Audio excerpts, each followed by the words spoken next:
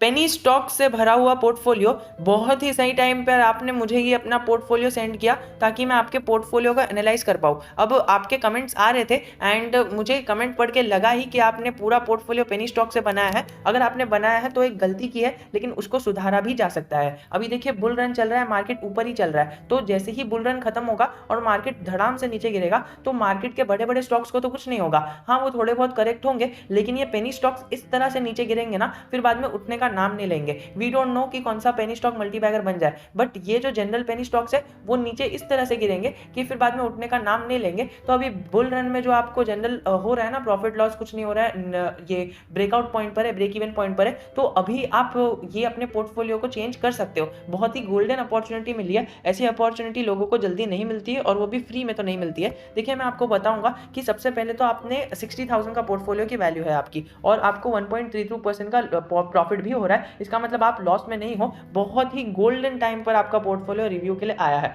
तो देखिए सबसे पहले तो हम ना सुज़लॉन एनर्जी से बात करेंगे। सुज़लॉन एनर्जी आपके पास 500 शेयर्स है दोस्तों, 500 शेयर्स है आपके पास सुज़लॉन एनर्जी के।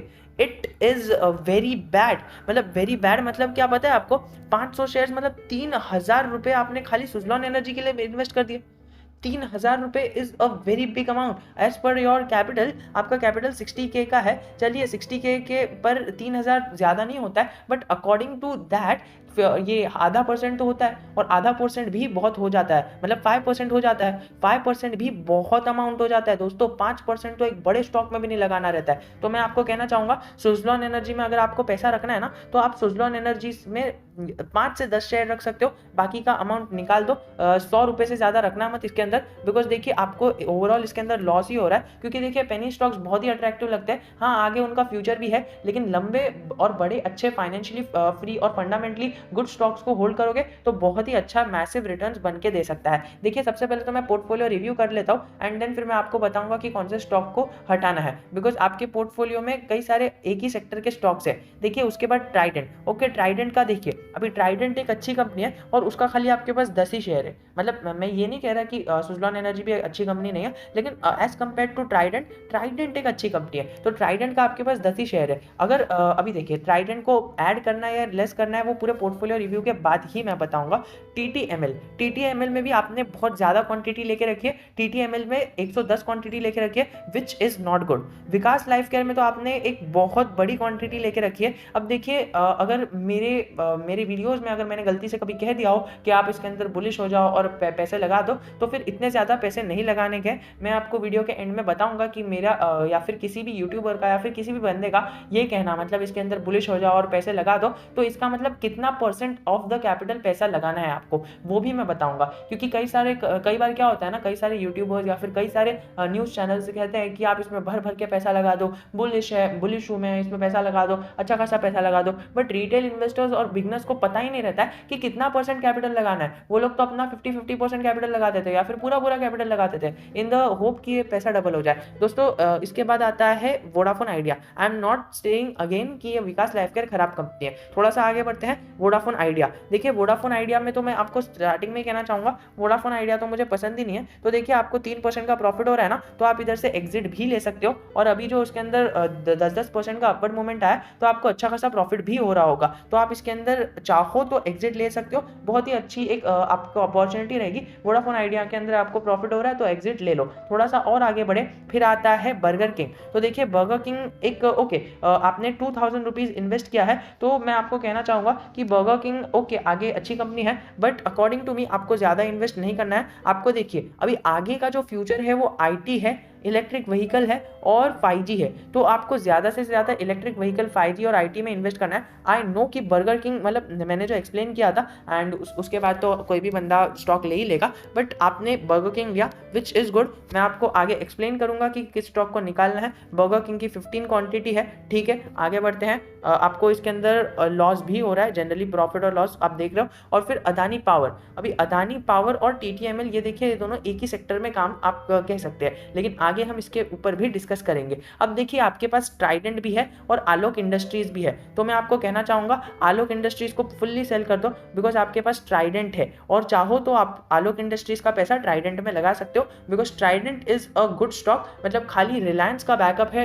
अदानी, मतलब ये आलोक इंडस्ट्रीज में रिलायंस का बैकअप है, इसका मतलब ये नहीं कि आलोक इंडस्ट्रीज भागने लग जाएगा, ये ऐसा नहीं होता है। मतलब हाँ, मतलब उसकी प्रोबेबिलिटी है, कुछ 10% प्रोबेबिलिटी है कि रिलायंस उसको कुछ हेल्प कर दे, but according to me and according मतलब जो 90% मैं बिलीव करता हूँ कि रिलायंस हेल्प नहीं करेगा, बट जो पिछली बार मैंने अपने वीडियो में कहा था 10% जो है वो हेल्प करेगा, तो उस पर आप अपना दाव लगा सकते हो। और आपने तो सीधा 26 क्वांटिटी ले ली, which is not a good sign, but still आपको जो प्रॉफिट हो रहा है 5% का, ये एक अच्छा साइन है। आप इसको सेल करके ट्राइडेंट में लगा दो, आपको डेफिनेटली प्रॉफिट होगा। थोड़ा सा और आगे बढ़े, बजाज हिंद। अब देखिए टोटली है ना, आपको एक अच्छा खासा प्रॉफिट हो ही रहा है, बजाज हिंद में भी 3 से 4% का प्रॉफिट हो रहा है। And as far as I know, अभी इसको 5% का भी हो चुका होगा, तो आपको बजाज हिंद में से अपना पैसा निकाल लेना है। और बजाज हिंद बिकॉज देखिए ये है ना एक ओके, मतलब आगे जाके एक अच्छा परफॉर्म कर सकता है, लेकिन आपके पास इसकी 50 क्वांटिटी है विच इज़ नॉट गुड। आपने ऑल दो सिर्फ 700 ही लगाया है, लेकिन बजाज हिंद से मैं कहना चाहूँगा आप इधर से एग्जिट ले सकते हो। आप चाहो तो दूसरे शुगर स्टॉक में इन्वेस्ट कर सकते हो अगर आपको शुगर इतना ही पसंद है तो। बट देखिए मैं इथेनॉल के बारे में आगे यहाँ पर कहना चाहूँगा, बिकॉज देखिए इथेनॉल जो है ना, इथेनॉल अगर आपको इथेनॉल समझ के आप आए हो तो इथेनॉल के लिए रेणुका शुगर में जाओ, बट अगर आप शुगर सेक्टर के लिए आए हो तो Bajaj Hind is a good stock. लेकिन मैं आगे सारी चीज़ें क्लियर करने ही वाला हूँ। ब्राइटकॉम ग्रुप का आपने पूरा 8,380 रुपये पूरे लगा दिए है, तो 60,000 में से आपने पूरा 10% के जितना अमाउंट, 10% से ज़्यादा अमाउंट लगा दिया है। दोस्तों फंडामेंटली गुड स्टॉक, मतलब रिलायंस जैसा फंडामेंटली गुड स्टॉक के अंदर भी है ना, आपको 10% से ज़्यादा कैपिटल नहीं लगाना है। तो आपने ब्राइटकॉम ग्रुप में तो 10% से ज़्यादा ही कैपिटल लगा दिया है। 8,000 इज वेरी बिग अमाउंट, तो आपने 16% के आसपास का कैपिटल लगा ही लिया है ब्राइटकॉम ग्रुप में। मैं आपको कहना चाहूँगा कि इसको देखिए, आपको प्रॉफिट भी हो रहा है अच्छा खासा, आपको अराउंड 19% का प्रॉफिट हो रहा है। तो मैं कहना चाहूँगा कि ब्राइटकॉम ग्रुप से आप एग्जिट ले सकते हो, मतलब फुल्ली एग्जिट मत लेना, आप अराउंड 6,000 रुपीज़ इसके अंदर लगा सकते हो, 8,000 मत लगाना, तो इसके अंदर से 2,000 रुपये निकाल सकते हो, तो अकॉर्डिंग टू द शेयर्स आप कन्वर्ट कर सकते हो। चलिए आगे बढ़ते हैं FCS सॉफ्टवेयर सोल्यूशंस में। FCS सॉफ्टवेयर सोल्यूशंस को आपने है ना ओके 700 रुपये लगाए हैं, आप FCS सॉफ्टवेयर सोल्यूशंस को भूल ही जाओ। अभी देखिए FCS software solutions is a good stock, but अभी ये परफॉर्म नहीं कर रहा है। एंड मुझे तो लगता है ना, पर्सनली मैंने भी इसके अंदर इन्वेस्ट किया है और मुझे तो लॉस नहीं हो रहा है, मुझे प्रॉफिट ही हो रहा है, बट स्टिल मैंने इसे लंबे अवधि के लिए इन्वेस्ट किया है, मतलब मैंने इसे 5 से 10 साल के लिए होल्ड किया है। अगर आप 5 से 10 साल के लिए होल्ड कर रहे हो तो FCS सॉफ्टवेयर सोल्यूशंस में ज़्यादा क्वांटिटी मत डालना। आपने जैसा कि 500 क्वांटिटी ली है, मैंने सिर्फ 200 ही क्वांटिटी ली है, तो 200 क्वांटिटी के अंदर मुझे जितना भी लॉस हो रहा है आई डोंट केयर। एंड मुझे इतना मतलब प्रॉफिट और लॉस का इतना मुझे है नहीं कि मतलब 200 क्वांटिटी में क्या ही हो जाएगा ना। अगर आगे जाके स्टॉक अगर 100 रुपीज़ का भी हो गया तो 200 क्वांटिटी मतलब एक अच्छा खासा प्रॉफिट मुझे तो मिल जाएगा। पर्सनली मुझे 2 लाख का प्रॉफिट मिल जाएगा, 20,000 का प्रॉफिट मिल जाएगा, दैट इज गुड। तो आपने थोड़ा सा ज़्यादा इसके अंदर इन्वेस्ट कर दिया, लेकिन फिर भी अगर आप इसके अंदर आने वाले समय में अगर फ्यूचर में अगर आप प्रॉफिट में आते हो, फॉर एग्जाम्पल ये -27% है ना, ये अगर फॉर एग्जाम्पल +10% हो गया या फिर +1% भी हो गया ना, तो फिर आप अपने 500 का जो भी शेयर्स है उसको हटाकर, ये 700 रुपये का जो कैपिटल है उसको हटाकर 200 या फिर 300 रुपये भी लगा सकते हो, या फिर 500 रुपये लगा सकते हो मैक्स टू मैक्स। देखिए 1% से ज़्यादा आप लगाना मत, बिकॉज देखिए बहुत ही छोटा पेनी स्टॉक है। तो आपने आपका 60,000 कैपिटल है ना, तो उसका 1% 600 रुपीज़ होता है। 60,000 का 1%, 1% कितना होता है? 600 रुपीज़ होता है। तो वैसे भी आपने इसके अंदर 700 रुपये लगा दिए हैं, 600 लगाने के थे लेकिन आपने 700 लगा दिया है, तो आप इसको बाद में कभी कम कर सकते हो, अभी मत कम करना, अभी तो बहुत लंबी गिरावट है, आपको बहुत लंबा नुकसान हो रहा है। अभी देखिए GTL इंफ्रा और HFCL आपने दोनों में पैसा लगाया है। देखिए पर्सनली मैं कहना चाहूँगा GTL इंफ्रा में आपने कम ही पैसा लगाया है, आपको नुकसान अराउंड 400 का हो रहा है, और HFCL में आपको प्रॉफिट 800 का हो रहा है। देखिए मैं आपको कहना चाहूँगा कि आप GTL इंफ्रा में ना, जैसे ही आपको मौका मिले, मतलब जैसे कि HFCL जब गिरना चालू करेगा ना, मतलब आपको लगे कि HFCL ज़्यादा गिर चुका है, अभी फिलहाल HFCL गिर ही रहा है, अगर आप थोड़ा सा उसका पैटर्न को नज़र करोगे तो HFCL अभी गिरावट के मोड में ही है, वो कंसोलिडेट और गिरावट ही दे रहा है। तो जिस तरह से HFCL गिरावट दे रहा है, आप ये कर सकते हो कि आप GTL इंफ्रा को सेल आउट करके HFCL को बाय कर सकते हो, क्योंकि HFCL पे मैंने आज ही के दिन सुबह एक वीडियो पोस्ट किया और HFCL के बारे में मैंने डिस्कस किया। चलिए आपको शॉर्ट में बता देता हूँ। HFCL को है ना ऑपरेटर्स ने है ना, मतलब पहले से बाय कर लिया था और अभी ऑपरेटर्स सेल कर रहे हैं HFCL को। तो HFCL को जैसे ही सेल कर रहे हैं ना ऑपरेटर्स, आपके पास अपॉर्चुनिटी आ रही है इसको बाय करने की, क्योंकि अभी आपको एक अच्छा खासा लॉस देखने मिल रहा होगा कुछ 5 to 10% का। तो आप उसके अंदर GTL इंफ्रा को सेल करके HFCL में बाय कर सकते हो। ऑल्दो मुझे भी याद है कि मैंने आज ही सुबह के दिन एक वीडियो अपलोड की है जिसका ये लिंक है कि जिसका ये है कि GTL इंफ्रा के अंदर ब्रेकआउट दिया है उसने, लेकिन फिर भी आप GTL इंफ्रा को सेल आउट कर सकते हो because HFCL is comparatively a good stock. और आपने एक एडवाइस डिसीजन लिया कि आपने HFCL में ज़्यादा क्वांटिटी निवेश की है GTL इंफ्रा के मुकाबले, तो आपने ये थोड़ा सा अच्छा कर दिया कि GTL इंफ्रा में कम क्वांटिटी निवेश की है, तो आपको सिर्फ 400 का ही लॉस हो रहा है। आप देखो कि आगे ये 400 का लॉस हो रहा है, तो अगर आप ये 400 का लॉस बेयर कर सकते हो तो आप इसके अंदर एग्जिट ले सकते हो, वरना आप थोड़ा सा वेट कर सकते हो। जिस तरह से इसने ब्रेकआउट दिया है GTL इंफ्रा ने, वो थोड़ा सा ऊपर जाएगा ही और आपको एक ब्रेक इवन पॉइंट पर आपको लाके खड़ा कर देगा। जब आपको ना प्रॉफिट हो रहा होगा ना लॉस हो रहा होगा, तब आप इसको GTL इंफ्रा को चाहो तो आप एग्जिट लेकर HFCL में पैसा लगा सकते हो because HFCL is comparatively a good stock. ऊपर से आपने ITC लेकर रखा है, ITC की तो आपने 2500 क्वांटिटी मतलब 2500 रुपए इसके अंदर इन्वेस्ट किए हैं। अभी देखिए ITC ऐसा स्टॉक है ना कि वो आपको खाली डिविडेंड देगा, मतलब डिविडेंड रिच स्टॉक है। तो अगर आपको पर्टिकुलरली हर साल अगर आपको फ्रीक्वेंटली डिविडेंड चाहिए बट इसमें ग्रोथ आपको ज़्यादा नहीं मिलेगी, मतलब ITC being a very good brand, cigarettes का उसका बिजनेस है, उसका बिजनेस होटल में है और उसके कई सारे बिजनेसेस है। ITC की बिंगोज एक ब्रांड आती है वो है, और FMCG है, वो पेपर बनाता है, पेंसिल बनाता है, क्या क्या नहीं बनाता है, लेकिन स्टिल ITC में ग्रोथ इतनी देखने नहीं मिलेगी because over the past 5 years हमें सेल्स में एक कंसोलिडेशन मैनर में ही देखने मिल रहा है एंड इनकम भी इतनी कंसोलिडेशन में ही देखने मिल रही है, प्लस कोई बड़ा इन्वेस्टर इसके अंदर हाथ भी नहीं ट्राई करता है। तो ITC से अगर आप चाहो तो आप इसके अंदर एग्जिट भी ले सकते हो, बट वो आप पर है कि आप अगर डिविडेंड लेना चाहो और अगर एक स्टेबल इनकम रखना चाहो तो आप उसको भी रख सकते हो। आपको मैं कहना चाहूँगा कि 5 साल बाद भी ये जो 2000 है ना, 2500 है ना, वो उसका यहाँ पर 4000 हो सकता है, अराउंड 3500 या फिर 4000 के आसपास 5-6 साल में हो सकता है। तो अगर आपको लग रहा है कि ITC में इतना रिटर्न्स नहीं है तो आप इसको सेल आउट कर सकते हो, बट फिलहाल तो आपको 1% का प्रॉफिट हो रहा है which is good. JP infra, JP power, अब देखिए यहाँ पर हमने पहले देखा अदानी पावर में भी आपने इन्वेस्ट किया है, सुजलॉन एनर्जी में भी आपने इन्वेस्ट किया है और JP पावर में भी आपने इन्वेस्ट किया है। ऑल्दो मैंने कहा था कि ओके अगर आपको पावर सेक्टर से लगाव है, मैंने पिछले वीडियोस में कहा था अगर आपको पावर सेक्टर से लगाव है, अगर आपको पावर सेक्टर पसंद आता है तो आप हर एक पावर सेक्टर में थोड़ा थोड़ा पैसा लगा सकते हो, लेकिन आपने पावर सेक्टर में कुछ ज़्यादा ही पैसा लगा दिया है। लेट्स काउंट JP वेंचर्स में, JP पावर में आपने 2000 रुपये लगाए हैं, प्लस अदानी पावर में 2500 रुपये लगाए हैं, जो अराउंड हो जाता है अराउंड 4500, और ऊपर से सुजलान एनर्जी में 3000 रुपीज़ लगाए हैं जो अराउंड फिर से हो जाता है 7600। तो 7600 तो खाली आपने पावर सेक्टर में ही लगा दिया। लेट्स सी क्या आगे और कुछ है क्या। ओके रतन इंडिया पावर, तो 7500 प्लस 2700 तो वो हो जाता है अराउंड 10200। तो आपने 10,000 मतलब आपने अराउंड आप 60,000 में से 10,000 तो आपने खाली इसमें ही लगा दिए हैं। तो आपने ये बहुत ही बुरा किया है, आप ये मत करना। देखिए मैं आपको कहना चाहूँगा कि आप देखिए अदानी पावर में लगा रहे हो और JP पावर में लगा रहे हो और रतन इंडिया पावर में लगा रहे हो, सुजलॉन एनर्जी में लगा रहे हो, आपने पूरा 10,000 पावर सेक्टर में खर्चा कर दिया है। वी डोंट नो कि कौन सा स्टॉक बढ़ेगा, लेकिन आपने बहुत ज़्यादा पैसा इन्वेस्ट किया है। वीडियो के एंड में बताऊंगा कि आपको कौन से पावर सेक्टर में रखना चाहिए। थोड़ा सा आगे बढ़ते हैं, कर्नाटका बैंक। अभी देखिए कर्नाटका बैंक में आपको पैसा नहीं लगाना है, आपको 10% का प्रॉफिट मिल रहा है ना, आप ये प्रॉफिट बुक कर लो और HDFC बैंक या फिर ICICI बैंक या फिर कोटक बैंक की किसी में भी जा सकते हो, एक्सिस बैंक में भी जा सकते हो। तो बैंक का आप नाम याद रख लीजिए, बैंक का नाम है एक्सिस बैंक। एक्सिस बैंक आपको पता है, HDFC बैंक, फिर हमारा हो जाता है, देखिए सबसे पहली प्रायोरिटी HDFC बैंक, उसके बाद प्रायोरिटी ICICI बैंक, उसके बाद प्रायोरिटी एक्सिस बैंक और कोटक बैंक। तो ये 4 बैंक में से किसी भी बैंक में जाओ, आपका पैसा अच्छी तरह से बनने वाला है। ये जो आपको कर्नाटका बैंक में प्रॉफिट हो रहा है ना, मैं आपको फिर से कहना चाहूँगा, again I am repeating my self, कि आप इसके अंदर एग्जिट ले सकते हो, बट स्टिल जो भी मैं आपको कह रहा हूँ वो उसको ज़रूर हार्ड एंड फास्ट रूल लेके आपको फॉलो करना है, ऐसा नहीं है। आपको अपने हिसाब से जो करना है वो सही लगेगा, that is the best thing you can do for yourself. But according to my experience and according to my learnings, मैं आपको कहना चाहूँगा कि ये जो मौका है ना, ये आपको बार बार नहीं मिलेगा। क्या पता ये बुल रन के बाद फिर से एक बहुत ही नीचे नेगेटिव में चले जाए, तो फिर आपको ऐसा लगेगा कि ओके उस टाइम पर अगर मैंने सेल कर दिया होता तो हमें प्रॉफिट हो गया होता। But still we don't know, I can't predict the market, क्या पता ये फिर से मल्टीबैगर बन जाए और ऊपर चले जाए। But according to me, if you follow me, और अकॉर्डिंग टू मी मतलब मैं आपको ये नहीं कहना चाहता कि आप मुझे फॉलो करते हो तो कर्नाटका बैंक को सेल कर दो, ये नहीं कहना चाहता और मैं ये कहूँगा भी नहीं कभी, क्योंकि हर एक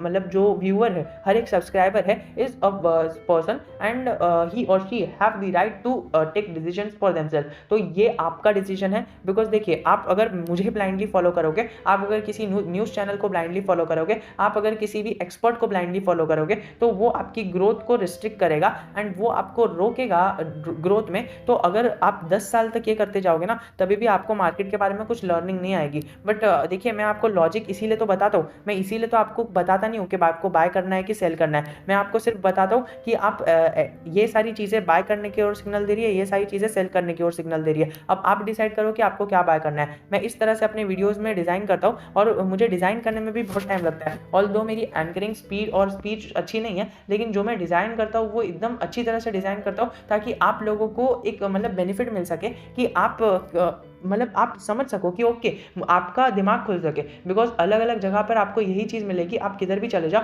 वो लोग बोलेंगे आप स्टॉक को बाय कर लो, स्टॉक को सेल कर लो, बट मैं ये नहीं कहता हूँ। बिकॉज मैं एकदम डिटेल्ड में एनालिसिस करके आपको बताता हूँ कि ये रीज़न है आप बाय कर सकते हो, ये रीज़न है आप सेल कर सकते हो। तो अब आप डिसाइड करो कि आपको बाय करना है या सेल करना है। नेगेटिव पॉइंट भी बताता हूँ। तो कर्नाटका बैंक और ये जो छोटी छोटी बैंक है ना, ये छोटी छोटी बैंक आपको हाई रिस्क हाई रिवॉर्ड देगी, बट ओवरऑल आपको एक ही रेंज पर आके खड़ा कर देगी। ये बहुत ही ज़्यादा वॉलेटाइल रहती है, मतलब एक साल पहले इस रेंज पे था, फिर ऊपर गया, फिर से नीचे आया और फिर एक साल बाद उसी रेंज पर ट्रेड कर रहा है। तो आपको ऐसा ही देखने मिलेगा। अभी आप लकी हो, आप लकी इन द सेंस इसीलिए हो ओनली बिकॉज देखिए आपने है ना इस लेवल पे बाय किया और इस लेवल पे आप अभी खड़े हो, क्या पता इसी लेवल से वो फिर से नीचे चले जाए। आप मैक्स चार्ट पैटर्न देखो, आप चार्ट को एनालाइज करो, आपके पास जो भी अकाउंट है वो अकाउंट के अंदर जीरोधा है और आप जाओ और चार्ट को सालों पहले का चार्ट खोलो, आपको पता चलेगा कि इसी प्रकार की मूवमेंट होती है, बहुत ही हाई वॉलेटाइल है। आपने नीचे खरीदा है और अभी ऊपर पे हो, आपको ऑलरेडी 10% का प्रॉफिट हो रहा है, बहुत ही मतलब आप लकी हो। आप कर सकते हो इसको सेल आउट करके HDFC बैंक में डाल सकते हो। और अगर आपको लगता है कि सर ये वाला शेयर तो बहुत ही महंगा है ना, अभी कर्नाटका बैंक खाली 70 रुपए का है और HDFC बैंक तो आपको महंगा मिलेगा, कोटक बैंक तो आपको महंगा मिलेगा। लेकिन दोस्तों देखो, आप क्वांटिटी अगर आप एक ले रहे हो और वही क्वांटिटी देखिए, अभी कर्नाटका बैंक की आपके पास 35 क्वांटिटी आ गई और वहीं पर अगर आपको HDFC बैंक की एक क्वांटिटी आएगी ना, तो क्वांटिटी पे आपको फोकस नहीं करना है। अभी तक तो आपने देख ही लिया होगा, आपको रिटर्न्स पे फोकस करना है। आपको यहाँ पर 10% का रिटर्न मिल रहा है, या और फिर अभी क्या पता 5 दिन में फिर से -10 में चले जाए, तो वी डोंट नो। आपको बस रिटर्न का वेट करना है। एक्सिस बैंक में आपने देखा कितने टाइम में कितने ज़्यादा रिटर्न्स मिले, तो आपको रिटर्न्स के पीछे भागना है, ना कि शेयर की क्वांटिटी पर। आप MRF का एक ले लो खाली शेयर, वो कितने रुपए का है। आप बर्कवे हैंडशॉक का देखो, सॉरी अगर मैंने इसको बराबर से प्रोनाउंस नहीं किया, तो 7 करोड़ का एक शेयर है, दुनिया का सबसे महंगा शेयर 7 करोड़ का, वॉरेन बफेट का। तो आपको क्वांटिटी पे फोकस करना ही नहीं है, आपको इसके खाली प्राइस पे फोकस नहीं करना है, आपको इसकी जो क्वालिटी है और रिटर्न्स देने वाली क्वांटिटी पे फोकस करना है। तो मैं एकदम एंड में बताऊंगा। अभी देखिए मैंने बैंक के बारे में तो बता दिया, अगर आपको बैंक में इन्वेस्ट करना है तो 4 ऑप्शन दिया है मैंने। आई नो कि मैंने बैंक को ज़्यादा ही खींच लिया, लेकिन बैंक का जाना बहुत ज़रूरी है। HDFC बैंक, एक्सिस बैंक और हमारा कोटक बैंक और ICICI बैंक, तो ये 4 बैंक के साथ आप जा सकते हो। अब देखिए मैंने बैंक सेक्टर में इतना क्यों खींचा है, ओनली बिकॉज ऑफ 2 रीजंस। देखिए पहला रीजन है ना कि बैंक सेक्टर है ना एक फाइनेंशियली एक आप कह सकते हो रिस्पॉन्सिबल सेक्टर है। अभी येस बैंक है ना, आपको पता है फेवरेट स्टॉक हुआ करता था येस बैंक, मतलब येस बैंक आप पता है अभी जैसे कि आजकल का रिलायंस है ना, आजकल का TCS है, विप्रो है, वैसे ही येस बैंक एक बार हुआ करता था। येस बैंक इतना अच्छा था ना, लेकिन एक डिफॉल्ट के कारण उन्होंने ना कई सारे लोन्स दे दिए। सो हमें उस टाइम पर पता नहीं चला कि ऐसा ऐसा हो रहा है, और वो खाली है ना बड़े बड़े बोर्ड ऑफ डायरेक्टर्स को ही पता रहता है, हम तक न्यूज़ आती ही नहीं है, हम तक अपडेट आती ही नहीं है। हम एक जनरल इन्वेस्टर है तो हम तक इतनी अपडेट नहीं आएगी। जितनी चीज़ें उन बोर्ड ऑफ डायरेक्टर्स को पता रहती है उतनी चीज़ें हमें नहीं पता रहती है। एंड उन्हें भी नहीं पता था कि ऐसा कुछ हो जाएगा, वो लोग खाली लोन पे लोन दिए जा रहे थे, किसी ने भी नोटिस नहीं किया। लेकिन जैसे ही वो डिफॉल्ट हो गया, NPA हो गया, बहुत ही तेजी से बैंक नीचे आ गया। Yes bank is an international bank. तो आप समझ सकते हो कि बैंक और फाइनेंशियल सेक्टर में खाली एक गलती कितना बड़ा हमें मोल दे सकती है। जिस बंदे ने येस बैंक में इन्वेस्ट किया था वो आज पछता रहे हैं, रो रहे हैं और क्या कर रहे हैं पता नहीं। कितने सारे लोगों ने सुसाइड भी कर दिया ओनली बिकॉज कि उन्होंने लाखों का पैसा गवाया है। आपको बताता चलूँ, एकदम टॉप रैंक बैंक पे अगर आप पैसा लगाओगे ना तब आपको पैसा बनेगा। उस टाइम पर HDFC टॉप रैंक पर था और आज भी टॉप रैंक पर है। तो टॉप रैंक वाले बैंक के ऊपर रिस्पॉन्सिबिलिटी बहुत ज़्यादा रहती है, इसीलिए वो लोग है ना बहुत ही प्रोफेशनली वर्क करते हैं। मैं आपको कहना चाहूँगा कि कर्नाटका बैंक में से पैसा निकाल के आप HDFC बैंक में भी डाल सकते हो, क्योंकि क्योंकि देखिए अभी कर्नाटका बैंक में आपको प्रॉफिट हो रहा है। जिस तरह से मैंने आपको बताया एफसीएस सॉफ्टवेयर सॉल्यूशंस नहीं, आपको जीटीएल इंफ्रा में लॉस हो रहा है, इसीलिए मैंने आपको कहा कि अभी वेट कीजिए। नहीं तो फिर अगर जीटीएल इंफ्रा में आपको प्रॉफिट हो रहा होता ना तो मैं आपको कह देता कि इसको सेल करके एचएफसीएल में ले सकते हो आप, बिकॉज आपका जो पोर्टफोलियो डाइवर्सिफिकेशन है फुल्ली डेडिकेटेड है पेनी स्टॉक्स के ऊपर। और मेरा जो व्यू रहता है वीडियोस बनाने का कि सबसे पहले आपके पास एक पोर्टफोलियो होना चाहिए, पोर्टफोलियो में आपके अच्छे स्टॉक्स होने चाहिए, फिर अगर आपके पास एक्स्ट्रा पैसा है तो आप उसको पेनी स्टॉक्स में डाल सकते हो। पेनी स्टॉक्स का डेफिनेशन क्या होता है पता है? पेनी स्टॉक्स में हमें पैसा वो पैसा डालना चाहिए जो पैसा हमें ना भंगार में सामान बेचते हैं ना, भंगार में हम कोई बुक्स बेच दिया या फिर कुछ भी बेच दिया तो उससे जो भी पैसा आता है ना हम वो पेनी स्टॉक्स में डाल सकते हैं। अभी फॉर एग्जांपल मैंने आपको बर्गर किंग का बताया, आपके पास बर्गर किंग के इतने सारे शेयर है, आप कभी बाहर गए, आपको बर्गर खाने का मन किया या फिर आपको वड़ा पाव खाने का मन किया, है ना, हम मुंबई वाले, या फिर आपको कुछ भी खाने का मन किया, आपको अगर कुछ ऐसा मतलब जैसे जनरली आपको मैगी खाने का मन किया, आप नेस्ले में पैसा डाल दो, मैगी मत खाओ, 12 रुपये का पैसा नेस्ले में डाल दो। आपको अगर बर्गर पिज्जा ऐसा कुछ भी खाने का मन किया, आप बर्गर किंग में पैसा डाल दो, और ये जो 2000 आपने डाला है आपको प्रॉफिट ही हो रहा है, लेकिन फिर भी आप इसको रख सकते हो। जनरली मैं कहना चाहूँगा बर्गर किंग में भी मैंने उस टाइम पर भी यही स्ट्रैटेजी बताई थी कि अगर आपको बर्गर खाने का मन कर रहा है, पिज्जा खाने का मन कर रहा है, या फिर ऐसी भी कुछ उटपटांग चीज़ खाने का मन कर रहा है, वो आपकी वांट है, वो आपकी नीड नहीं है, वो आपकी ज़रूरत नहीं है, वो खाली आपकी चाह है, आप उसको चाहते हो लेकिन वो आपकी ज़रूरत नहीं है। तो आप उसको रुका कर, अपनी चाहतों को रुका कर आप यहाँ पर डाल सकते हो बर्गर किंग पर। आप अगर थोड़ा सा और आगे बढ़ो तो लैंसर कॉर्पोरेशन आपको 7% का प्रॉफिट दे रही है, इसमें से तो एग्जिट ले ही लो। बिकॉज देखिए मैं है ना जनरली ऐसा कुछ कहता नहीं हूँ, लेकिन लैंसर कॉर्पोरेशन में से आप एग्जिट ले लोगे तो बहुत अच्छी बात होगी। और आपको उस दिन भी, जिस दिन आपने मुझे ये भेजा है उस दिन भी आपको अच्छा खासा प्रॉफिट हो रहा है। लैंसर कॉर्पोरेशन में से आप अपना पैसा निकाल सकते हो। लॉयड स्टील में भी आपको एक अच्छा खासा प्रॉफिट हो रहा है, लेकिन देखिए अभी लॉयड स्टील में आपने बहुत ज़्यादा ही क्वांटिटी इन्वेस्ट करके रखी है। अकॉर्डिंग टू मी अगर मैं आपको कहना चाहूँगा ना तो आप 500 रुपये से ज़्यादा या फिर 700 रुपये से ज़्यादा इसके अंदर इन्वेस्ट मत करना। आपका पोर्टफोलियो की वैल्यू है 60,000, तो उसका 1% कितना होता है? 1% 60,000 का 1% 600 होता है। तो 600 रुपये से ज़्यादा किसी भी पेनी स्टॉक में इन्वेस्ट मत करो। अभी लॉयड स्टील एक पेनी स्टॉक है, तो इसके अंदर अगर आपको स्टील सेक्टर में पसंद है तो आप इसको मतलब कम कर सकते हो। अभी आपकी जो इन्वेस्टमेंट वैल्यू है वो है 2,500 रुपये का आपने इन्वेस्टमेंट किया है, तो आप इसको कम कर सकते हो और इसको 600 तक ला सकते हो। मतलब आपको अभी कितना कम करना है? 1,900 रुपये इधर से निकाल लेने हैं और बाकी का खाली 600 रुपये इधर रहने देना है, या फिर आप चाहो तो 500 रुपये भी रहने दे सकते हो। मैक्सिमम आपको 600 ही इन्वेस्ट करना है, उससे कम कितना भी करो चलेगा। अगर हम एमपीएस की बात करें, एमपीएस में तो मैंने कभी बाइंग की रिकमेंडेशन दी ही नहीं है। आपने इसको क्यों बाय किया आई डोंट नो, और आपने कितने लेवल पे बाय किया इधर शो नहीं हो रहा है, बट स्टिल बहुत ही बड़ा लॉस हो रहा है आपको। And as per my think मुझे लग रहा है कि आपकी जो वैल्यू है वो आपने अराउंड बाय किया होगा 0.25 पर, और अभी 0.20 हो रही है।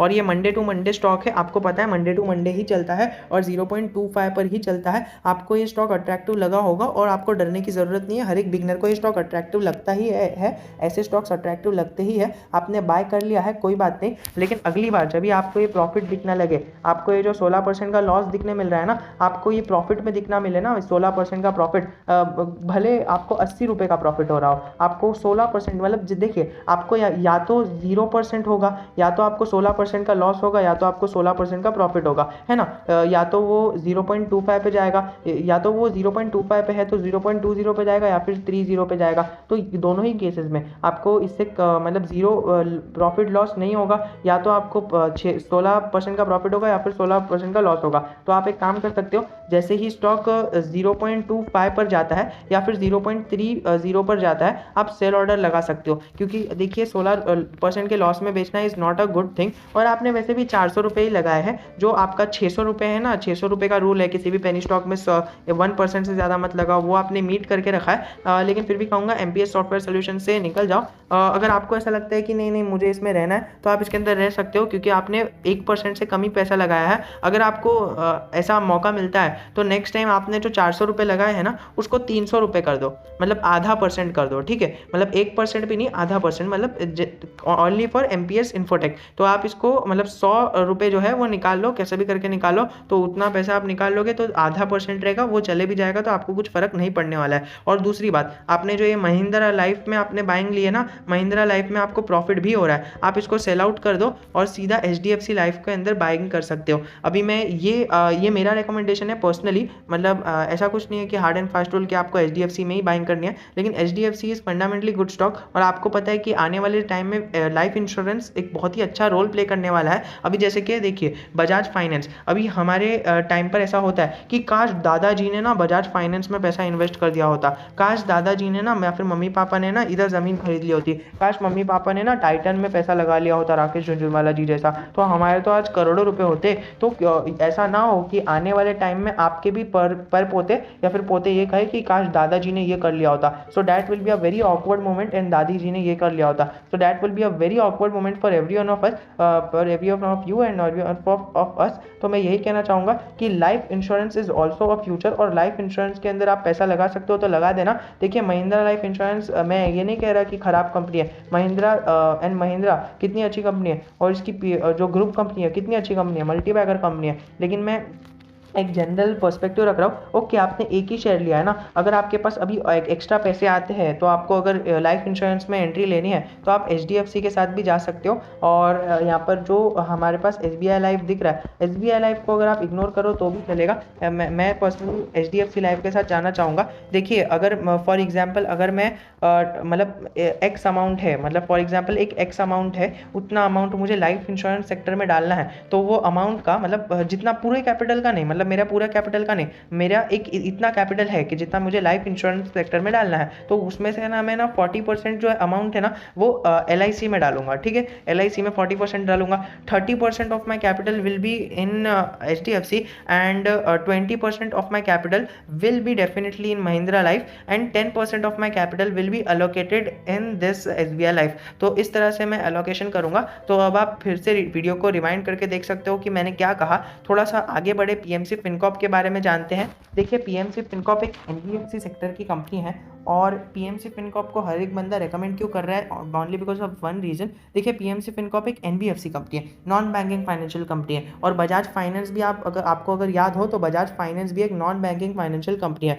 तो बजाज फाइनेंस जिस तरह से कंपाउंडेडली ग्रो हुआ है, बजाज फाइनेंस में कितने सारे लोगों को लखपति, करोड़पति और खरबपति बनाया है, उसी तरह से लोग एक्सपेक्ट करते हैं कि PMC फिनकॉर्प भी हमें बनाएगा। अब दोस्तों there is no such thing कि PMC फिनकॉर्प भी बनाएगा, मतलब हाँ अगर वो फाइनेंशियल्स अच्छे बता रहा है, उसके मैनेजमेंट अच्छा है तो वो ज़रूर बनाएगा। मैंने मैनेजमेंट कैसा है वो भी वीडियो बहुत ही पहले मैंने PMC फिनकॉर्प पे अराउंड है ना, आप समझ सकते हो 15 से 20 नहीं, आप 50 से 60 वीडियो तो PMC फिनकॉर्प के ही पड़े हैं। तो PMC फिनकॉर्प पे सारी जो भी डिटेल्ड एनालिसिस है ना, सारी चीज़ें बताई है, बिकॉज आज जाके कुछ चीज़ पता चली, फिर आगे जाके कुछ चीज़ पता चली, तो हर एक पर्सपेक्ट पे PMC फिनकॉर्प के बारे में बात हुई है, और नेगेटिव और पॉजिटिव दोनों पे बात हुई है, तो आप वो चेक कर सकते हो। एंड आपने तो चेक किया ही है, मैं आपको नहीं कह रहा हूँ, मैं व्यूवर्स को कह रहा हूँ। तो देखिए आपको तो पता ही है कि मुझे पता है कि आप मुझे कब से फॉलो कर रहे हो, एंड आपने हर एक पर्सपेक्टिव देखा है, इसीलिए आपने एकदम अच्छी तरह से एकदम वाइज डिसीजन लिया। खाली 400 रुपये इन्वेस्ट किए, लेकिन आपको बहुत लंबा लॉस हो रहा है। अब मैं यही कहना चाहूँगा कि FCS सॉफ्टवेयर सोल्यूशंस और PMC फिनकॉर्प, ये दोनों शेयर को आप भूल जाओ कि आपके पोर्टफोलियो में है। आप अगर मुझे मतलब एक फॉलो कर सकते हो तो आप वो कर सकते हो, क्योंकि देखिए PMC फिनकॉर्प और FCS सॉफ्टवेयर सोल्यूशंस मैंने बहुत पहले लिया था, और मैं अभी तक प्रॉफिट पे हूँ, लेकिन ऐसा है ना कि मैंने उस शेयर को भूल ही किया हो। मतलब आपने जैसा कि 400 रुपये लगाए, तो 400 रुपये चले भी गए तो भी आपको कुछ फ़र्क तो नहीं पड़ेगा, as per my thinking, as per my visualisation. तो 400 रुपये चले भी गए तो आपको कुछ फ़र्क नहीं पड़ेगा। उसी तरह से जैसे कि मैंने जितना भी पैसा लगाया है वो पैसे चले भी गए तो मुझे कुछ फ़र्क नहीं पड़ेगा। मैंने उसको 5 से 10 साल के लिए डाल दिया है, और उसको मैं देखूंगा भी नहीं, क्योंकि देखिए वो कितना भी कंपाउंड होने दे, अगर वो पैसा चले भी जाए तो मुझे कुछ फ़र्क नहीं पड़ेगा, लेकिन अगर ग्रो हो गया तो बहुत बड़ी अपॉर्चुनिटी बनेगी, एंड फिर बाद में मैं उसको उसमें बल्क में इन्वेस्ट कर सकता हूँ, अगर आगे जाके वो रेगुलरली कंसिस्टेंटली सेल्स ग्रोथ दे over the period of 2 to 3 years। तो मैं 5 साल के लिए इन्वेस्ट करूंगा, और खाली क्वार्टरली रिजल्ट्स को ट्रैक करने वाला हूँ, ताकि आगे जाके हमें रिजल्ट्स के बारे में पता चल सके। तो PMC फिनकॉर्प और FCS सॉफ्टवेयर सोल्यूशंस को आप भूल सकते हो, और एक लास्ट है नहीं और 2 है, तो आप उसको भी एक बार देख सकते हो। रतन इंडिया पावर में आपने इन्वेस्ट किया है, तो रतन इंडिया पावर में मैं कहना चाहूँगा पावर सेक्टर का फिर से एक और एक स्टॉक आ गया, तो इसको मैं बाद में कवर करूँगा। PNB बैंक, अभी PNB बैंक आपको पता है कि इंडिया की सेकंड लार्जेस्ट बैंक है, मतलब सेकंड ट्रस्टेबल बैंक है, लेकिन वो एक गवर्नमेंट बैंक है। तो अकॉर्डिंग टू मी आपको पीएनबी बैंक में इन्वेस्ट नहीं ही करोगे तो ही अच्छा है। मैंने आपको जैसा कि बताया बैंकिंग सेक्टर में Karnataka bank, PNB bank, bank of Baroda, I don't like them. मैं वीडियो बनाता हूँ because general investors who are just actually crazy before all the stocks, वो जान सके कि क्या आगे रणनीति हो सकती है। बट अगर आप मुझे फॉलो कर रहे हो, मैं पर्सनली आपको एडवाइस करूंगा और हर एक व्यूवर को एडवाइस करूंगा कि आपको अगर बैंकिंग सेक्टर में जाना है तो आपको भरोसा करना है एचडीएफसी पर, एलआईसी तो नहीं, HDFC, axis bank, Kotak bank और आप कर सकते हो आईसीआईसीआई बैंक, बिकॉज ये टॉप क्लास की बैंक है और हर कई सालों से इधर इंडस्ट्री में है। सबसे ज़्यादा भरोसा आप एचडीएफसी पे कर सकते हो, उसके बाद जो भरोसा बचता है वो आईसीआईसीआई पे कर सकते हो, बिकॉज आईसीआईसीआई भी सेकंड नंबर पर आती है हमारा, अगर पीयर्स के बात करें तो एचडीएफसी के बाद आईसीआईसीआई आती है। लेकिन अगर आपको एकदम स्टेबल कंपनी चाहिए कि कंपनी है ना ये लॉस में कभी जाएगी नहीं, सरकार का बैकअप है, तो आप उसके केस में एसबीआई बाय कर सकते हो। बट अगर आपको सरकार वाली बैंक चाहिए कि सरकार वाली बैंक चाहिए यार, मतलब सरकार का बैकअप है, कभी डूबेगी नहीं, तो आप पीएनबी बैंक को हटा के एसबीआई ले सकते हो। लेकिन अगर आपको नहीं, जनरली आपको ग्रोथ चाहिए और अच्छी खासी मूवमेंट चाहिए, तो पीएनबी बैंक को सेल कर दो, 940 जो भी है आपके पास पैसा लगाया हो उसको सेल करके आप एचडीएफसी में डाल दो और उसको भूल जाओ। बहुत ही कंपाउंडेडली ग्रो होगा, ऑलरेडी उसने रिटर्न्स दिए हैं और आगे जाके भी स्टेबल्स रिटर्न देगा, तो एफडी से तो ज़्यादा ही रिटर्न मिलने वाला है। सेकेंडली अगर हम बात करें रुचि इंफ्रा, तो देखिए रुचि इंफ्रा के बारे में हम थोड़ा सा एंडिंग में बात करेंगे, आपको बहुत लंबा लॉस हो रहा है। और रुचि इंफ्रा को तो if I am not wrong कि मैंने ना यहाँ पर कवर ही नहीं किया, because I don't like that stock and मैंने उसको कवर ही नहीं किया है अपने वीडियोज़ में, तो उसके रिलेटेड मैं आपको डिटेल में लास्ट में बताऊँगा। क्योंकि देखिए जो लोग पोर्टफोलियो देखने आए हैं उनको पोर्टफोलियो ही पता चलना चाहिए ना, ये डिटेल एनालिसिस करूँगा तो मतलब बोर हो जाएंगे, और वैसे भी वीडियो बहुत ही लंबा हो चुका है, आधे घंटे का हो चुका है। और अगर आप अभी तक वीडियो को देख रहे हो मतलब आप डेडिकेटेड हो, तो देखिए मैं आगे बढ़ना चाहूँगा। रेणुका शुगर, जैसा कि मैंने आपको कहा बजाज हिंद में आपने पैसा लगाया है और रेणुका में लगाया है, तो रेणुका मैंने आपको हमेशा से कहा है Renuka is a good stock, और रेणुका आपको बढ़ते हुए भी देखने मिल रहा है। जहां पर आपको बजाज हिंद के अंदर नेगेटिव रिटर्न्स देखने मिल रहे हैं, वहीं आपको रेणुका में अच्छे रिटर्न्स देखने को मिल रहे हैं। तो मैं आपको ज़रूर कहना चाहूँगा कि आप एक काम कर सकते हो, बजाज हिंद को सेल कर सकते हो, बिकॉज देखिए आपके पास रेणुका शुगर पड़ा है, तो रेणुका शुगर अगर आपके पास पड़ा है तो फिर आप बजाज हिंद को सेल ही कर दो, आप भूल जाओ बजाज हिंद भी था आपके पास, उसको सेल कर दो, लॉस में सेल करोगे चाहे प्रॉफिट में सेल करोगे, इट डजेंट मैटर, बिकॉज आपको रेणुका शुगर में प्रॉफिट तो हो ही रहा है और रेणुका शुगर आपको एक अच्छा स्टॉक बन के दिख रहा है। बट अभी मैं कहना चाहूँगा कि इसके अंदर और इन्वेस्टमेंट नहीं ही करोगे तो ही अच्छा है। अभी देखिए ये न्यूज़ बेस्ड स्टॉक था इसीलिए ऊपर जा रहा था, अभी वी डोंट नो कि क्या उसका होगा। अभी इथेनॉल के प्लांट्स और वो सारी चीज़ें लगने के बाद वो लॉन्ग टर्म में इफेक्ट पड़ेगा। अभी फिलहाल तो मुझे नहीं लगता कि किसी न्यूज़ से ट्रिगर होगा स्टॉक, तो अभी वो जनरली रिटर्न्स देगा, तो आप इसके अंदर अभी कुछ एड ऑन करने का सोच नहीं सकते हो। बट अगर आपको लगता है कि यार ये 2000 रुपये तो 3000 रुपये जो भी मैंने लगाया है वो डूब जाएंगे या फिर ऐसा हो जाएगा यार मुझे मतलब ऐसा है मतलब इनसिक्योर है, तो आप अभी निकाल सकते हो, आपको अच्छा खासा प्रॉफिट भी हो रहा है 6% का, जो एक एफडी पूरे साल में देती है। चलिए आगे बढ़ते हैं। टीटीएमएल, तो टीटीएमएल, वोडाफोन आइडिया और ये विकास टाइप के जोमेटो को हमने कवर किया है। ओके, येस बैंक को हमने कवर नहीं किया है, टीटीएमएल को कवर किया है, फिर हमने विकास को कवर किया है, वोडाफोन आइडिया को कवर किया है, येस बैंक को कवर नहीं किया। Yes bank in my opinion एक गुड स्टॉक है, आपने अच्छी खासी क्वांटिटी भी लेके रखी है। अकॉर्डिंग टू मी अभी आपको और बाय नहीं करना चाहिए, आपने जितना भी बाय किया है उसको बाय करके छोड़ दो। येस बैंक एक अच्छा स्टॉक है, आगे जाके बढ़ेगा, लेकिन अकॉर्डिंग टू मी वीआई मतलब एक मल्टी बैगर बन सकता है, बट मुझे इतना पर्सनली पसंद नहीं है। और क्यों पसंद नहीं है, मैंने उसकी वीडियो सुबह ही पोस्ट की है, तो आप उसको भी चेकआउट कर सकते हो। मतलब मैं पोस्ट की है, मतलब मैं करूँगा फ्यूचर टेंस, थोड़ा सा आप समझ के चलो। तो वीआई में फ्यूचर मल्टीबैगर बन सकता है। अगर आपको फिर भी चांस लेना है तो वोडाफोन आइडिया में आप अराउंड 600 रुपये लगा सकते हो, आपने 1600 रुपये लगाए हैं, तो आप 1000 रुपये निकाल कर 600 रुपये अपना एक चांस के लिए रख सकते हो। वैसे तो आई डोंट नो कि क्या होगा, लेकिन वोडाफोन आइडिया इधर से बढ़ेगा तो ज़रूर डबल या ट्रिपल भी हो सकता है। फिर बाद में अगर वो एजीआर ड्यूज पे कर देता है तो फिर एक कंसोलिडेटरी रेंज में ट्रेड करेगा, बट अगर वो एजीआर ड्यूज 4 साल बाद भी नहीं पे कर पाएगा या फिर एफडीआई मतलब फॉरेन डायरेक्ट इन्वेस्टमेंट उसको नहीं मिलेगा, तो फिर तो वो स्टॉक की बैंड बच गई। तो आप इतना high risk high rewarding company में 600 रुपये ही लगाओ तो ही अच्छा है। अब वो आपके रिस्क टेकिंग कैपेसिटी पे डिपेंड करता है कि कितना ज़्यादा है। अभी मैंने आपको रिस्क बता दिया कि अगर कोई भी फॉरेन वाला इन्वेस्टमेंट इसके अंदर नहीं आया ये वोडाफोन आइडिया में, तो फिर आपको नहीं ही मिलेगा और स्टॉक क्रैश हो जाएगा। और एक रीज़न हो सकता है कि उसको फॉरेन इन्वेस्टमेंट मिल गया लेकिन वो एजीआर ड्यूज नहीं चुका पाया तो भी क्रैश हो जाएगा। लेकिन एक ही चीज़ है कि अगर उसको इन्वेस्टमेंट मिल गया और उसने अपना इन्वेस्टमेंट चुका दिया तो बहुत ही ऊपर जाएगा, मतलब बहुत ज़्यादा ऊपर नहीं, डबल ट्रिपल हो सकता है, लेकिन फिर बाद में एक रेंज में कंसोलिडेट ही करेगा। क्योंकि मैंने आपको कहा कि ये एक बार अपने लोन्स को क्लियर कर दे लेकिन फिर भी एयरटेल और जियो से कम्पीट नहीं ही कर पाएगा, तो इतने ज़्यादा रिटर्न्स इसके अंदर आगे बढ़ने के लिए कुछ प्रोबेबिलिटी नहीं है। इसके अंदर आप ट्रेडिंग कर सकते हो, मैंने हमेशा से कहा है ट्रेडिंग स्टॉक है, ट्रेडिंग आप कर सकते हो। वो येस बैंक, अभी येस बैंक एक ऐसा शेयर है ना कि येस बैंक आगे बढ़ सकता है, जैसे कि मैंने अभी आपको बताया, तो आप उसके अंदर अपनी पोजीशन बना के रख सकते हो और ज़्यादा अभी इन्वेस्ट करने की ज़रूरत नहीं है। मैंने अभी ही आपको बताया कि अभी जितना भी आपने इन्वेस्ट किया मुझे that is more than sufficient. और जोमेटो भी आगे एक आइकॉनिक आइकन बन सकता है, तो आप इसके ऊपर अपना जितना भी कैपिटल है इसको लगा कर भूल जाओ जितना भी है। जैसा कि मैंने आपको 2 से 3 स्टॉक्स में बताया, जोमेटो में बताया एंड देन फिर मैंने आपको भूलने के लिए बताया था ओके पीएमसी फिनकॉर्प में बताया था, एफसीएस सॉफ्टवेयर सॉल्यूशंस में बताया था। अगर आपको इसके अंदर लॉस मतलब अगर आपको एक्सपेक्टेंसी है मेरे जैसी, अगर मैंने जो एनालिसिस किया है, अगर वो एनालिसिस आप करके देखते हो, अगर आपको लगता है कि आगे जाके बढ़ेगा, बिकॉज देखिए मुझे अगर लग रहा है आगे जाके बढ़ेगा तो ऐसा नहीं पॉसिबल है कि आपको भी लगे ये आगे जाके बढ़ेगा। आप पहले एनालिसिस करो। देखिए एफसीएस सॉफ्टवेयर सॉल्यूशंस के बारे में डिटेल एनालिसिस अगर आपको चाहिए तो बता देना। पीएमसी फिनकॉर्प के बारे में भी फिर से मैं एक डिटेल एनालिसिस वीडियो बना सकता हूँ ताकि आपको एक मतलब पता चल जाए कि इसको बाय करना है कि नहीं करना है। क्योंकि देखिए मैं अपना व्यू नहीं दूंगा अपने वीडियोस में ना, तभी आपको डिसीजन लेने में ईजी होगा, तभी आप अपना डिसीजन ले पाओगे कि मुझे इस स्टॉक में ये वाले पॉजिटिव्स दिख रहे हैं, ये वाले नेगेटिव्स दिख रहे हैं। मैं आपको बता देता हूँ हर एक वीडियो में, और मैं यहाँ पर फाइनल डिस्कशन नहीं करता हूँ ताकि आप पॉजिटिव्स और नेगेटिव्स को देखकर एक डिसीजन ले पाओ खुद से। तो आपको अगर चाहिए तो बता देना।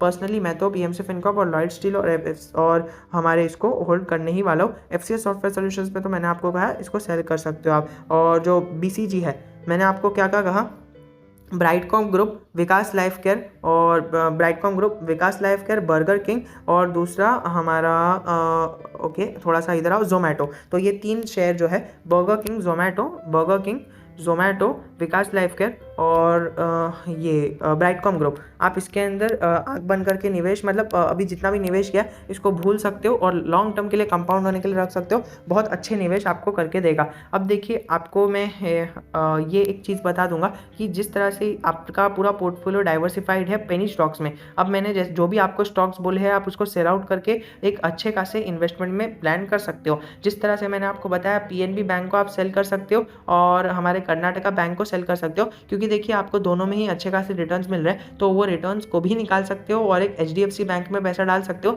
ताकि वो लॉन्ग टर्म में कंपाउंडेड होता रहे। लैंसर कॉर्प में से पैसा निकाल सकते हो। लॉयड स्टील में अगर आपको रखना है तो रख सकते हो, वरना स्टील सेक्टर तो अभी ग्रो होने वाला है, तो टाटा स्टील में अगर आपको लगता है तो वो आप कर सकते हो, बिकॉज अभी उसको एक बहुत सारे अवार्ड्स भी मिले और एक ग्लोबल अवार्ड भी मिला है, जो हमारे एज एन इंडियन एक अच्छी मतलब एक सम्मान लायक बात है। और मैंने आपको कहा वोडाफोन आइडिया से आप पैसा निकाल सकते हो, आईटीसी से आप पैसा निकाल सकते हो, फिर जीटीएल इंफ्रा से पैसा निकाल के एचएफसीएल में डाल सकते हो। एफसीएस सॉफ्टवेयर सॉल्यूशंस, अगर आपको लगता है कि ये स्टॉक नहीं बढ़ेगा तो देखिए आपको अगर मेरी राय सुनो ना, तो एफसीएस सॉफ्टवेयर सॉल्यूशंस में भी मैंने पैसा डाला है, लेकिन according to your portfolio, according to your thing, आपको एफसीएस सॉफ्टवेयर सॉल्यूशन से पैसा निकाल लेना चाहिए।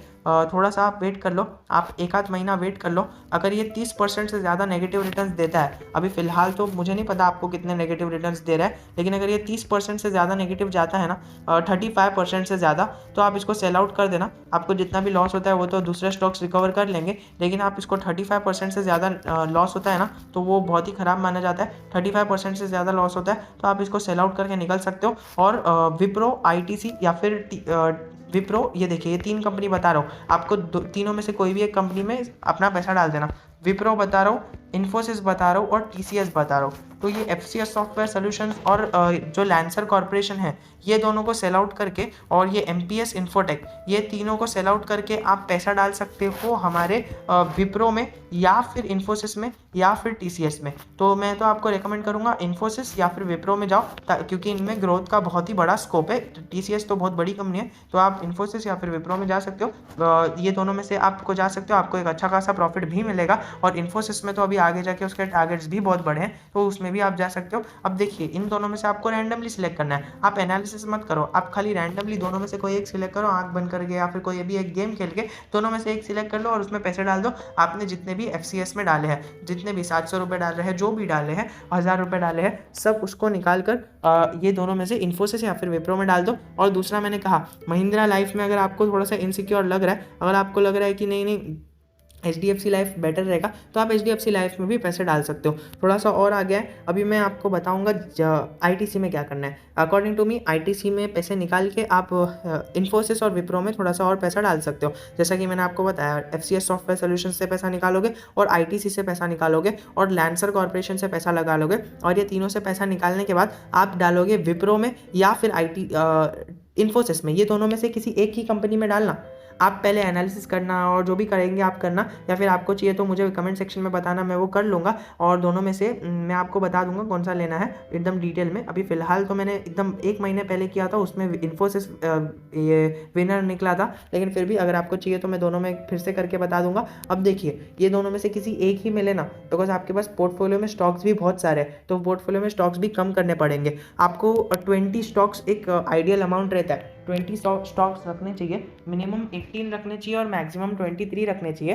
हालांकि मैंने पिछले वीडियो में, दूसरे वीडियो में जो पोर्टफोलियो रिव्यू है उसी में मैंने बताया है 15% आपको एक आइडियल रखना चाहिए, 15% से 25% के बीच में, 15 से 25 के बीच में आपको स्टॉक्स रखने चाहिए, 15 से मिनिमम 15 और मैक्सिमम 25। तो आप ये समझ के चल सकते हो। और थोड़ा सा और आगे बढ़े तो आपने जो JP पावर में पैसा डाला है, अदानी पावर में पैसा डाला है, आपने सुजलॉन एनर्जी में जो पैसा डाला है, ये सारे पैसे को आप शफल आउट कर सकते हो। आप एक काम कर सकते हो, सुजलॉन एनर्जी में जो आपके पास 3000 का पैसा है ना, वो आप 600 का रख सकते हो। 600 रुपये सुजलॉन एनर्जी में डाल सकते हो, 600 रुपये अदानी पावर में डाल सकते हो, 600 रुपये अपना इसमें डाल सकते हो जो JP पावर है, और 600 रुपये रतन इंडिया एंटरप्राइज जिसमें आपने पैसा रखा है, रतन इंडिया पावर। तो ये तीनों में 600 रुपये डाल सकते हो, और जो पैसे बचेंगे वो आप आराम से विप्रो या फिर इन्फोसिस में डाल सकते हो। बिकॉज आपके पास, मैंने देखा है आपके पास ये वाले स्टॉक्स नहीं है, जो कह सकते हैं हम IT के स्टॉक्स। तो IT के स्टॉक्स खाली यही था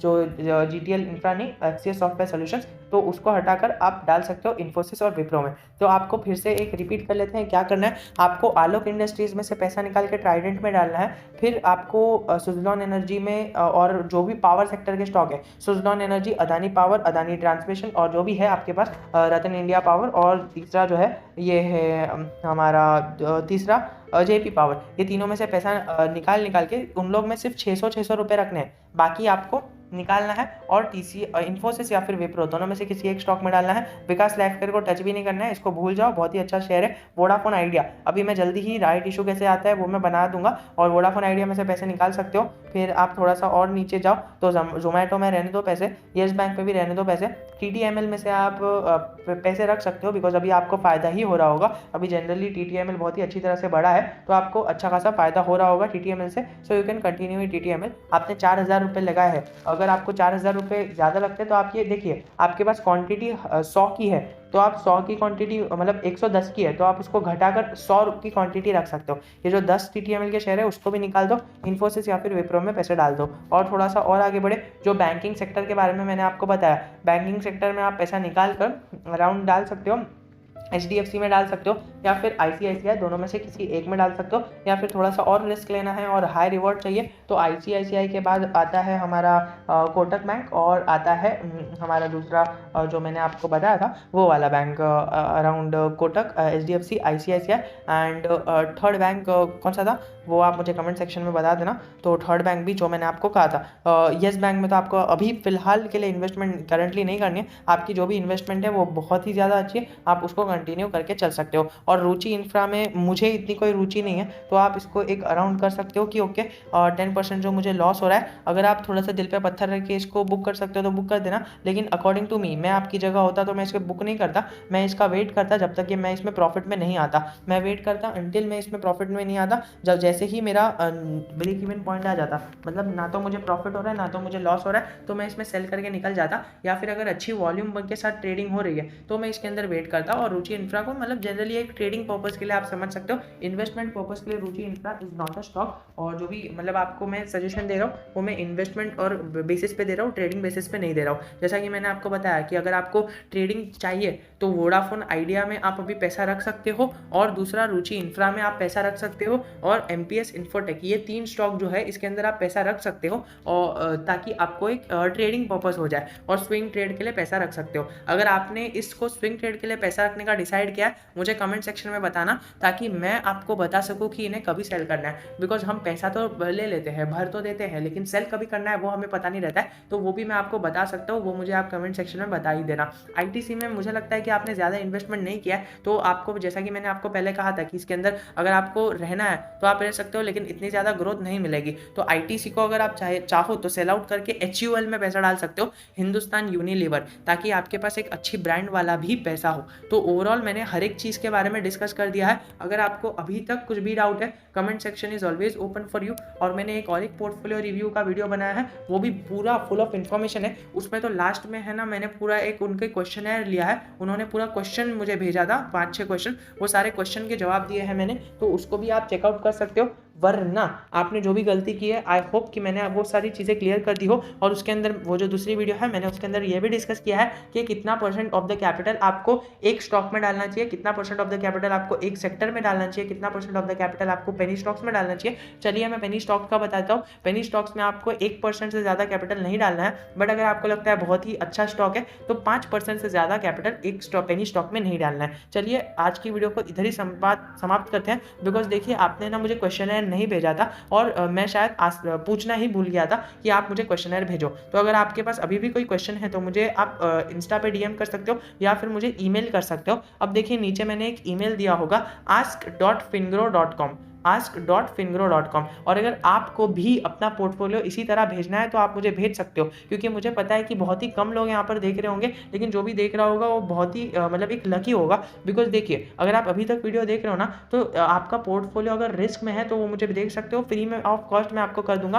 बिकॉज देखिए पोर्टफोलियो में क्या होता है ना, अभी बुल रन चल रहा है, मतलब बुल रन चल रहा है तो आपको पता नहीं चल रहा है, कोई भी स्टॉक आपको प्रॉफिट में दे रहा है, आपको अगर कोई भी स्टॉक लॉस भी दे रहा है तो आपको ज़्यादा लॉस नहीं मिल रहा है कोई भी स्टॉक में। आपको जनरली ओवरऑल आपका पोर्टफोलियो ग्रीन निशान में ही है, बट जिस दिन आपको लॉस होना चालू होगा ना, मतलब जिस दिन आपको पोर्टफोलियो में लॉस दिखना चालू होगा, एक्चुअली मतलब बुल रन खत्म हो जाएगा और गिरावट आना चालू होगी। तो देखना जितना तेजी से आपके पेनी स्टॉक्स भागे हैं ना, उतना ही तेजी से पेनी स्टॉक्स गिर भी जाएंगे, और आपका जितना भी रिटर्न था वो रिटर्न तो जाएगा ही जाएगा, प्लस आपने जितना कैपिटल निवेश किया था वो भी चले जाएगा, फुल्ली आपका कैपिटल वाइप आउट हो जाएगा। फिर आपको लगेगा stock market is always a gambling, और आपको यही आप लोगों को बोलोगे, और आप स्टॉक मार्केट में असली वेल्थ कभी नहीं कमा पाओगे। इसीलिए मैंने जो आपको कहा है कि ये सारे जो पेनी स्टॉक्स है, इस सारे पेनी स्टॉक्स को हटाने के लिए जो भी कहा है वो आप एकदम सीरियसली लेना, टीटीएमएल को हटा ही देना एकदम अच्छे से। तो मैंने आपको जो भी कहा है उसको सीरियस नोट पे लेना, ताकि आपको बुल रन खत्म होने के बाद नेगेटिव नुकसान ना हो पाए। अगर आप भी चाहते हो कि आपका भी पोर्टफोलियो इतना ही डिटेल में